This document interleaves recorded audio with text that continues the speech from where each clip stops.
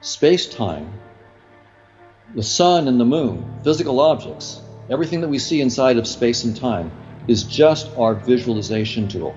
The reality we're interacting with is nothing like the visualization tool. It's nothing like space and time. We've made the rookie mistake of assuming that our headset, VR, our visualization tool, is the final reality. It's just a rookie mistake. It's like someone who's played Grand Theft Auto so long, they have no idea there's a reality besides Grand Theft Auto. We're like that right now.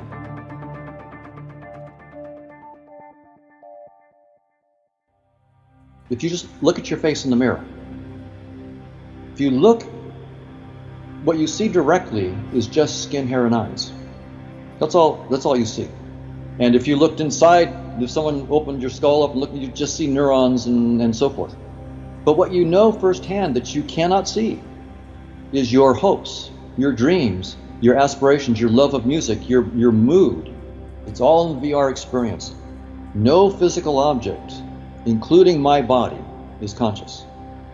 Strictly speaking, my brain isn't conscious because my brain, in fact, doesn't even exist unless I render it. Right? So if you're playing Grand Theft Auto, I'm playing a VR version of it. I got the steering wheel in front of me. I'm holding the steering wheel. If I look to the side, I no longer render the steering wheel, and there is no steering wheel. When I look here, I render it, and now there is a steering wheel. The same thing is true, strictly speaking, of neurons and brains.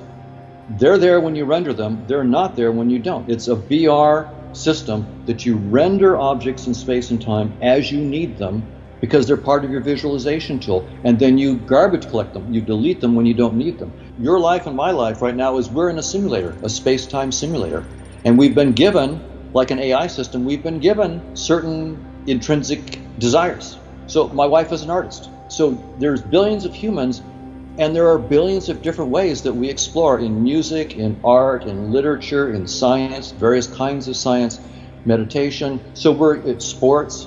There are all sorts of ways that consciousness is exploring through us. And there is not like one is the best. I don't know what we're doing outside of space and time. That's part of what I want to understand is what are we actually doing? I don't know what I'm actually doing. I know what I'm doing under a description. Like I'm moving my hand right now, and if I grab a steering wheel in my car, I know what I'm doing under a space-time description, but I don't know in ultimate reality what I'm really doing. It's just like the VR player, when they turn the steering wheel in Grand Theft Auto, they know what they're doing in the language of the game. I'm turning a steering wheel. But what they're really doing in terms of the supercomputer, right, which in that metaphor would be the deeper reality, they're toggling voltages and magnetic fields and circuits that they have no idea. There's probably trillions of voltage togglings going on for one turn of the wheel. All they see is a turn of the wheel. That's their notion of cause and effect. It's trivial. The real cause and effect is trillions of voltages getting toggled in fractions of a second. It's much, much more complicated. So when I talk evolution, I'm only going to be talking about assuming the headset. And I'm within the framework of the headset because evolutionary theory is only a headset theory. It's not a theory of consciousness beyond space and time. Consciousness is like a kid in a candy store. It's a never-ending exploration that is, in principle, never-ending. We call Tom and Don are just parts of this overall exploration of consciousness and all of its possibilities. Our little bit that we're exploring right now, as rich as it seems to us, is trivial compared to all the possibilities that Gödel says are out there. I can imagine a square. I can imagine a cube. Now, go up one more dimension. Imagine a cube in 4 dimensions. My brain halts and my mind catches on fire. Nothing happens. That's only 4 dimensions. I can't even go to 4 dimensions. I mean, that's terrible. It's just an incredible limitation. I can only see 3 dimensions of color, red, green dimension, blue, yellow, and so forth. There are some pigeons that have 4 color receptors. Presumably they're in an extra dimension of color that I can't even imagine what it's like.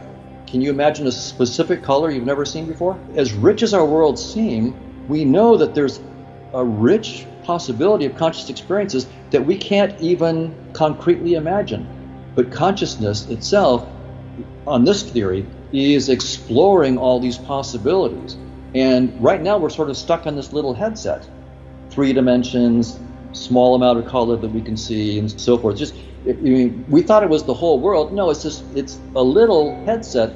It's a prism. My imagination is stuck in only 3 dimensions. My colors are stuck in a certain range. Now here's the challenge. Suppose we chase that down. So we say, okay, there's going to be this ongoing dynamics of consciousness constantly going beyond what it knows. But there's going to be a dark side to it, because going into the unknown means letting go of what you know. And that can be terrifying, where literally you don't have concepts. All of your current concepts are inadequate. For those who meditate, I mean, when you go into silence, it's both healing and terrifying, right? If you really let go of all thoughts and go into the void, it's sort of, it can be scary. Like you want to go back into, you grab back onto it's a life jacket, right? You grab onto your teddy bear, your thoughts. How would consciousness precisely, this vast social network, project mathematically into space-time? Clearly there's a projection. I'm interacting with Tom's consciousness. I'm not seeing that consciousness. I'm seeing skin, hair, and eyes. I'm seeing a space-time projection. I'm not actually seeing your emotions. I'm not seeing your mood. But I am genuinely interacting with your experiences. It's a genuine interaction. And so there is a projection from this conscious realm into space-time. We can take what we understand in the headset and pull it backwards.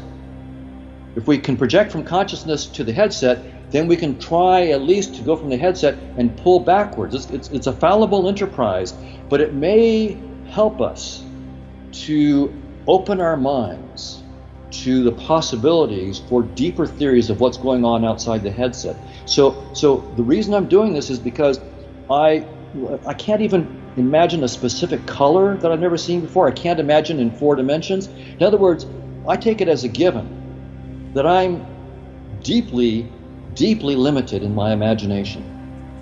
And I need all the tools I can get to help me step outside of my headset and try to guess the unfathomable outside of there.